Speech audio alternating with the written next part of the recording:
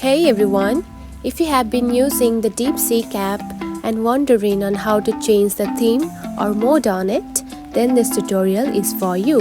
In today's video, I'm going to show you how to use Deepseek app in the dark mode.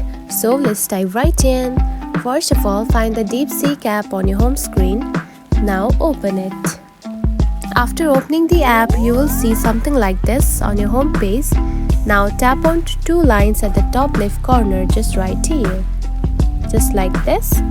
Then here you can find your Google account at the bottom just right here. Now select it.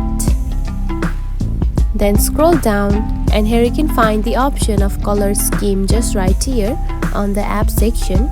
Now select it. Then here you can find the option of dark just right here. Now tap on it.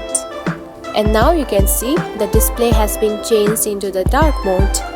And to change it back to the normal or the light one, you can simply do the same process again. And that's it. This is how you can use the Deepseek in the dark mode. If you found this video helpful, don't forget to like and subscribe for more tips. Thanks for watching.